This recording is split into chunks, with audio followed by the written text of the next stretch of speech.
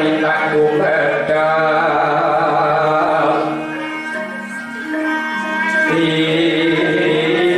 istri sonyo tengah wangi lumrah kandhane pos pita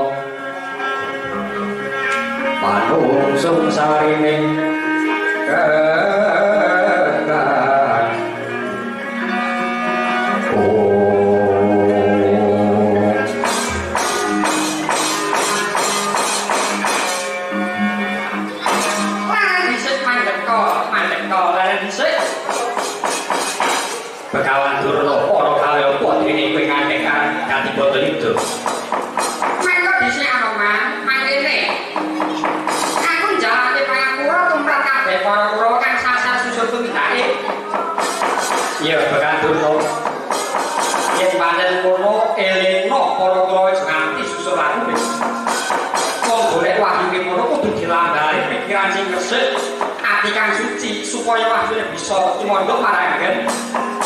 Ya yen pancen ora aman, ayo tinggal lebone ngono rendaya ayo sewa-sewa pandurna.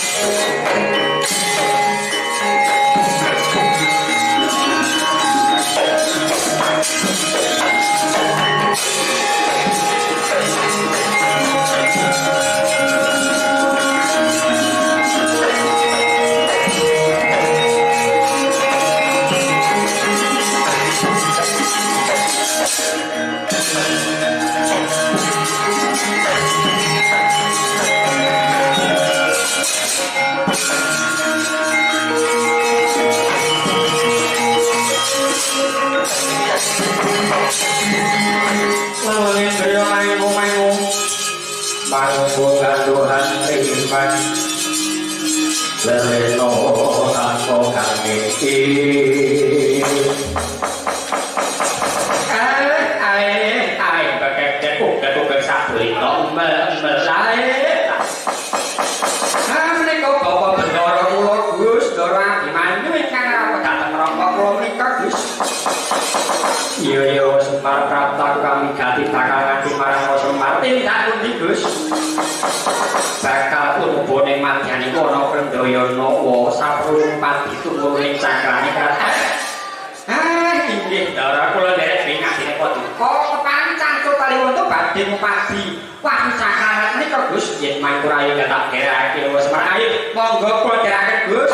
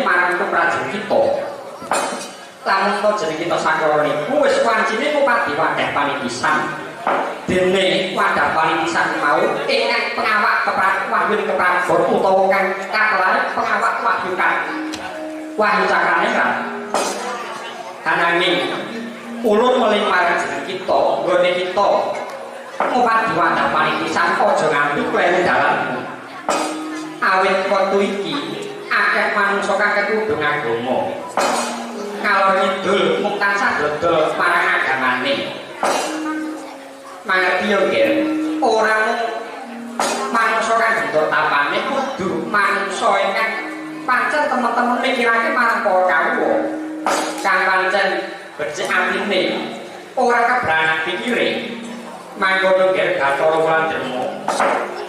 Lho inggih kulo. Parewakan daya-daya kula nyuwun pamit ngayosaken ika kulo. Inggih kulo. Mawon tuanku pangestu padha kene mosmu tansah ayo dhateng salangkah kula. Iya, jeneng kita Bathara Wulan Derma lan Wulan Dermi. Tak pangestu iku kok tansah lurus prasaran.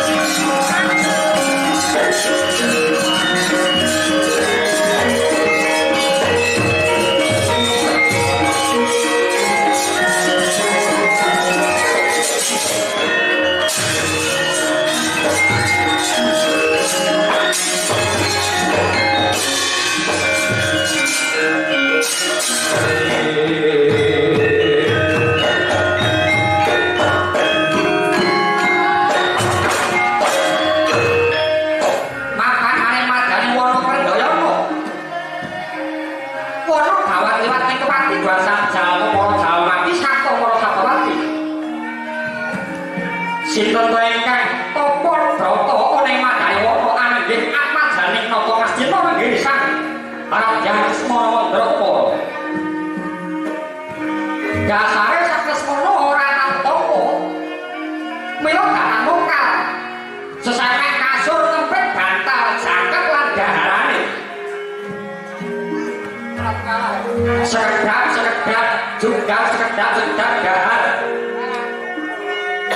Allah dari ngantos sak Bathara Wulan Derma manjing ana Lesmana dadak cakala ana godhoran sora arupi naga seluman ingkang lawan pamajeng Kerajaan Lesmana tutuknya mengko anggih bilani nembur gawana kaya harsa ubur marang Sang Lesmana ya ajole kagat Sang Lesmana.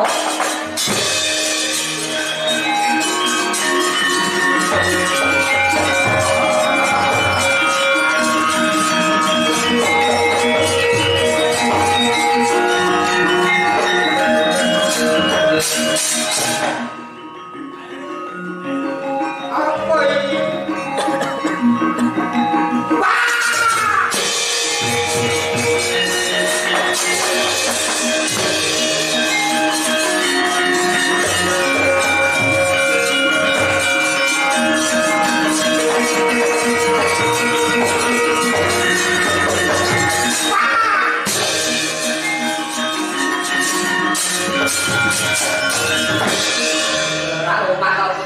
Putumu mati ora apa-apa jelas-jelas ora ngono mbok yo dipetung to. Wah disuni mangne iki mau Lesmana ketaman Gundha ora apa kok dadak bengok-bengok ayo ingkang bali wae.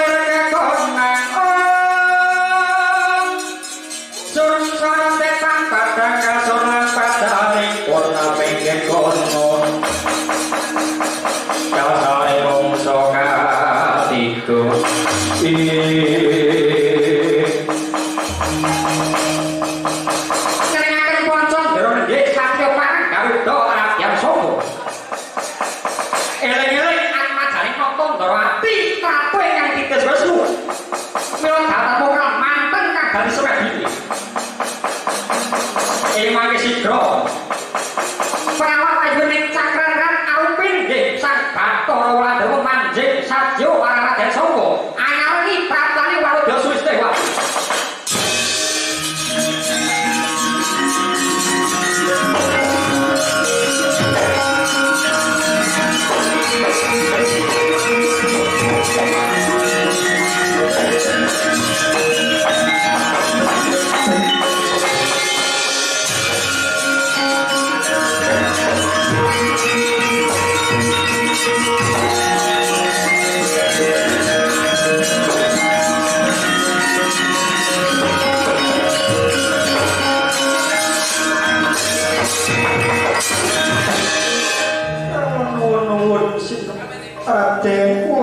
suwan wonten ngarsa Paduka Raden. Ora ngono. Iki ora tengah asal ana wanudya kang ayu kowe sapa? Nggih kula pun Batari Nopi. Oh, Batari Nopi. Nggih Raden. Kula saestu Paduka menika Raden Sangga dasar para nyata. Ana gati apa? Aduh Raden. Bejo mayangan Paduka Raden Sangga ing sampun kepareng nampi nugane Gusti arupi ingkang awujud wahning cakraning Raden. Aku wis nampa cakrane nggih Raden. Baiklah dalah. Ya, lah banjur apa? Raden sumangkane manah kula kepengin swita dhateng Raden Sangga. Mboten ketang dipun dadosaken juri. Adang kula nggih nderek. Eman-eman kowe iki kok tak dadi wandang ki. Ya kepengin swita karo aku ya ayo. Penak ojo ya ayo. Sama nek wong wedok kok ditampik kok kowe. Pinopi. Mumpung sepi ning alas. Mula wong ayo tambah pondok Raden brantanipun kakek koyo oncak sama.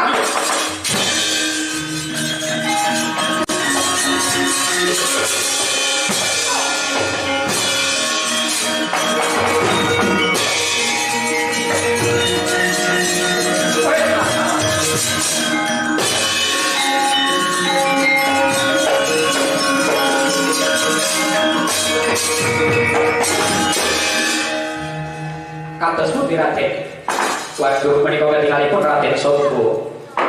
Sampun mentas kemawon nampi wujudipun cakrane nanging elokipun menika wonten watu delengan angribu dhateng Raden Sangga.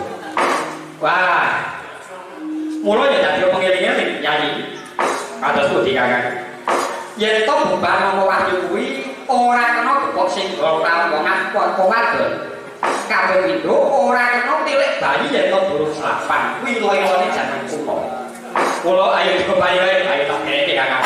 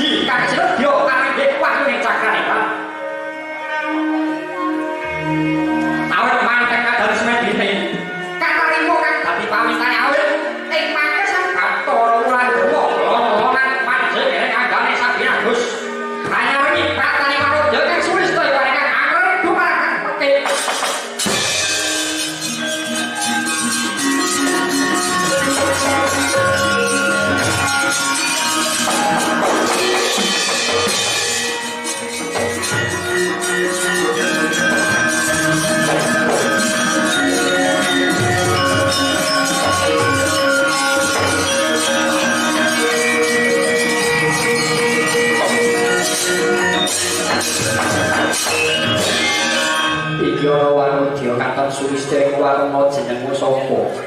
Nggih Raden, kula pun Batari Cinta.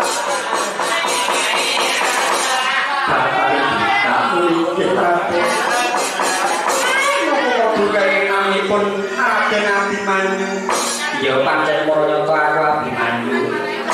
Raden bejo kemayangan sugeng Paduka ing sampun nampi wujuding wahyu cakraning Raka Titik. Wonten cahya sak bluluk aginipun manjing dhateng angganipun Paduka Raden. Ya jagat dewa Bathara. Aku wajib njajake syukur marang Gusti kasempatan kang disegah. Kowe tekan kene arep apa Batari? Nggih Raden.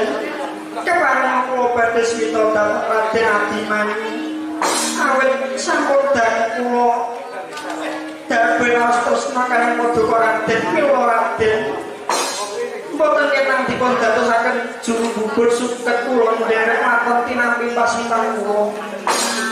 Iya, wong ayu bakal tak tampa pasutanmu nanging aku njaluki masak suwene 40 dina. Mbok sakniki tema apa Raden? Napa Paduka kiyat Raden? Aku kuat nonton 40 dina wae tak kira wong Jawa bakal kuat nanging kula ingkang boten kiyat Raden. Paduka gawe dhateng kula Raden. Ora gelem kata tonggo palu dina.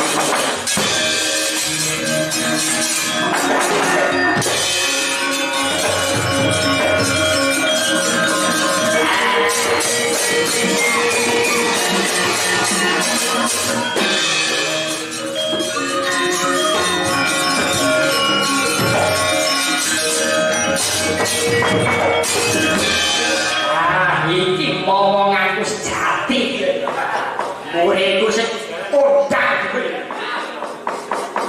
Ndara Wijaya Paduka sampun ngasih badan nampi wujudipun wahyu cakraneran Gus lho niki wa Semar kaluhuran napa Paduka kraos Gus iya Semar aku krasa lamun aku nampa wujuding wahyu cakraneran katitik aku nyupena kuntal rembulan impen nika nggih sok wonten nyatanipun kadosta ingkang Paduka jawahaken kula wau nyupena kuntal rembulan nika pun dadi wonten kanggane ingkang dadi tumandha wonten Dok, dadah.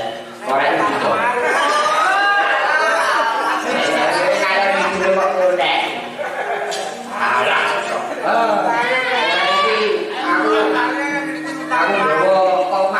Tapi dijalur sempul bae. Orangmu gorene. Melewati Gus. Monggo. Gandrek sampun pikantuk dalan Gus. Kula badhe nyemokaken kemawon dhateng Paduka.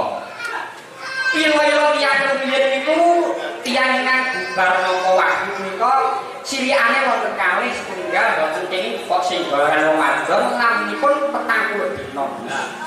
Kalih-kalihipun boten kenging pilih bagi ingkang dereng wonten umur 8. Sampun wonten tuladhanipun prikalanipun lairipun Paduka Ndara.